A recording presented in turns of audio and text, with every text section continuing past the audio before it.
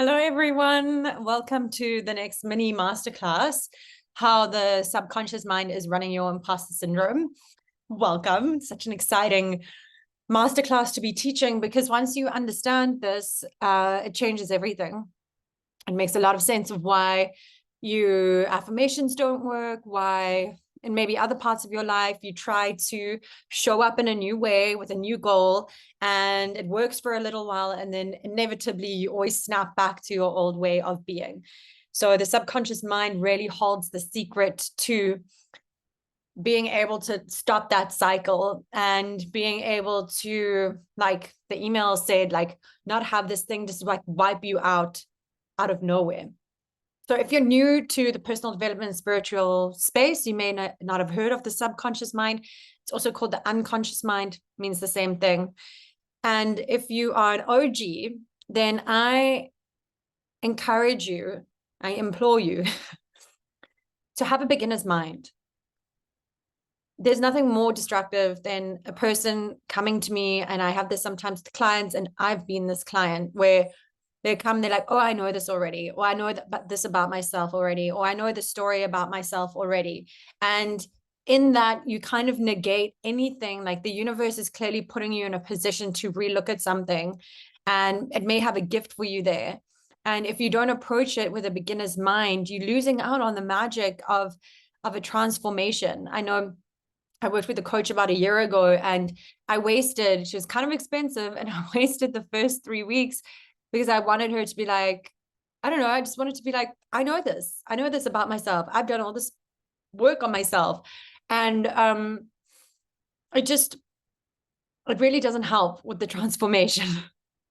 And the Zen mind, beginner mind technique is really about like, can you come to this practice with a brand new mind? Because when you come with a brand new mind, everything is exciting. Everything is like, whoa. And like, don't you wish you could have like an aha by the end of this? Don't you wish you could see something new and have a little breakthrough now on this next 20-minute class? And if you've decided that you know everything about the subconscious mind that there is to know, then you're not going to get that. So without further ado, let's get into the masterclass. Okay, so how the subconscious mind is running your imposter syndrome. So this is pretty much what the mind looks like. Okay, we have the unconscious mind and the conscious mind. And I'd like to point out here that this is an image from Google, but Freud actually looked at the mind in this way. So did Carl Jung. He constantly refers to the unconscious and like the shadow that lives in the unconscious. So I'm not going to go too deep into this here. I do in my course, in the Alchemize section of my course and my methodology. But this is not woo-woo stuff, is what I'm trying to say. Like, this is like legit psychological stuff. We have a conscious mind and we have an unconscious mind, and we actually have a critical mind as well. And I'm going to see if I have time to get into it. But the critical mind pretty much lies here on the surface of the water, and it is what decides, kind of gets like what ideas get through the conscious mind to the unconscious mind is decided by the critical mind. So let me just start with this. So your conscious mind, which makes up 5% of your brain, teaches the unconscious mind. And then the unconscious mind takes over, like driving a car, bike, or learning to walk. So I want you to think of when you are learning to drive a car.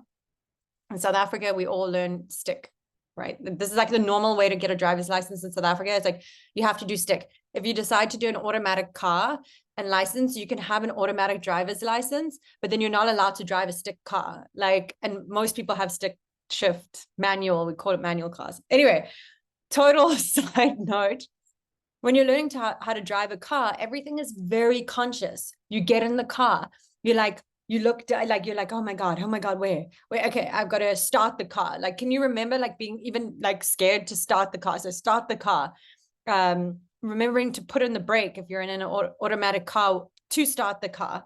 Then shifting from P to D, and like you're looking down to make sure that you hit D and not N or R. And then you're like, okay. And then you're like, okay, check left side mirror, right side mirror, left blind spot, right blind spot. Okay, I'm ready. And off you go. And it's a very conscious process, right? Like everything, meaning it's not on autopilot. So every step is very, very conscious. And over time, you do it over and over and over and over and over again until eventually that whole process is on autopilot, right? It's so on autopilot that think of like how you get to a destination in the morning. Maybe it's work, maybe it's gym or whatever. All of it is so autopilot. Even the map of how we get to where we want to go is autopilot. You can get in the car thinking about a million other things and just start driving the car. Like you can be listening to a podcast. You can be on your phone and listening to a podcast if you're naughty. And all of that just becomes so automatic, right? Why? Because that learned behavior, that information, you have repeatedly been feeding it into your system through your conscious mind, but implanting it in the unconscious until through the conscious mind. But so many times you've been feeding it in that that action, that behavior, everything just becomes unconscious, right? So the conscious mind is used to make decisions and give orders. It's responsible for logic and reason, and it's in charge of will and determination and effort, right? So the conscious mind is like, I'm going to wake up tomorrow morning and be the best version of myself. Like, and I'm going to will my way into that. That's the conscious mind. The unconscious mind, which is not under our active control, right? Like we're breathing right now. Like that is an unconscious action that's happening. Like we don't have to control that, right? The unconscious mind stores every experience you have. It stores every image you have seen. It's amazing. It directs your thoughts and accomplishes intricate tasks. It stores all your limiting beliefs and your habits, and we'll get into that now. And it's in charge of protecting you and what you believe. So your unconscious mind's job really is to keep you safe. And it does this by operating in the background, operating through beliefs and habits. There was something I wanted to say now, but it's eluded me. Maybe it will come back. So that's your unconscious mind. Oh, that's what I wanted to say. What's fascinating is that at any given moment, we are looking at 80,000 bits of information. Wait, let me tell you this in a second. Sorry, that's a great thought. Write that down. But before I get there, the thing about the unconscious mind is that before the age of 7, remember I spoke about the critical mind that almost separates the conscious and the unconscious, right? It's like this line, this like Berlin Wall between the conscious and the unconscious. And before the age of 7, you pretty much, your whole mind is kind of like, there's unconscious and conscious all mixed up together. There's no real deciding what gets imprinted in your unconscious mind. So because we have to learn so quickly, and because things need to become unconscious so quickly, we need to learn how to eat, we need to learn how to walk, we need to learn how to feed ourselves and survive and all those things. So the process of conscious to unconscious is happening so quickly, and we have no critical mind kind of deciding what to let past and like past the threshold into the unconscious. So what happens is at this age before 7, we are learning all these things from the people around us. And why this is important in the context of imposter syndrome is that most likely during those years, you had, and I feel like most people have this experience, like most humans have this experience, but the experience of not being enough, right? It's like the universal experience, not good enough, not being enough, not being whole. And I believe it is because when we actually separated from God and came down here to be these human beings, when we separated from source and spirit, when we were whole, the ego, as we were born, was developed. And the ego, in order to even exist, needed to believe that it was not whole. And it had this whole traumatic event. And so it's like our life's journey to do this work, right? Like it's our life's journey to become whole again. It's our spirit's journey to remember where it came from and let the path that unfolds in front of us, the things that we have to do, this work that we have to do, let that be a process of becoming whole again. I always talk about the hero's journey or like Moana, and how she had to go on that trip to realize who she was. Anyway, so we have this thing of not being enough. And that gets exacerbated by other people who don't believe that they're enough. And so we have teachers, we have parents, we have siblings, we have all these like experiences when we're that age that give us these beliefs about the world. And depending on which family you grew up in, you know, you might have grown up in a family that was really scarce about money, and there was never enough money. So you picked up this belief before you were 7 years old that like, there's never enough. There's never enough money. Money is fear. Money is scary. In my particular family, we had enough, but my dad came from nothing. And I need to check this with him, but I believe that he actually was quite guilty for the amount of money that he made in his life, because he did make a lot of money. And so when wealth was part, well, money was part, the story of money that was passed on to me was, you don't know how lucky you are. You have no idea how lucky you are. And almost like, it was like guilt. Like, I'll just never understand how lucky I am. And it was like constantly. So I have a huge guilt story around money, and that perpetuated throughout the years of like not earning enough money, or not wanting to keep money, or not feeling I was deserving of money. So anyway, total side note, that's the money conversation.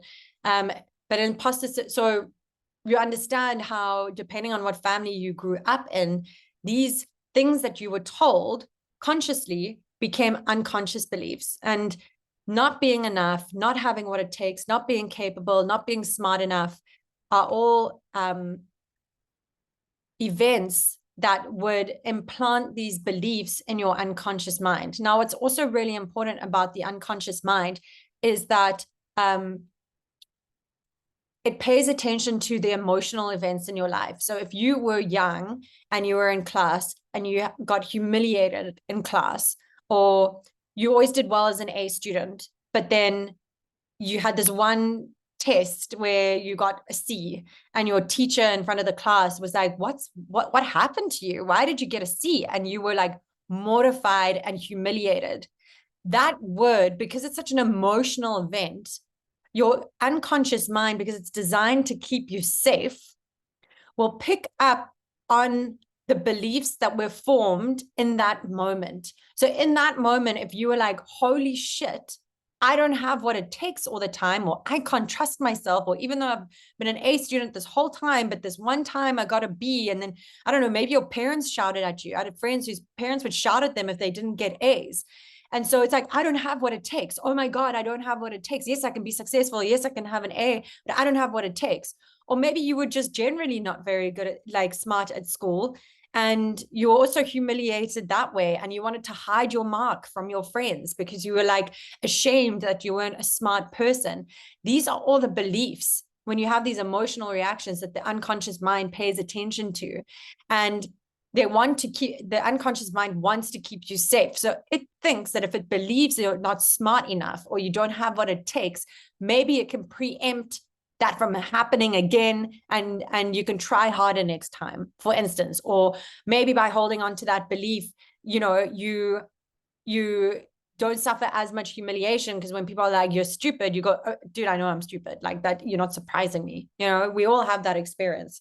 So a really effective way to rewire the unconscious mind is through giving it another positive emotional experience.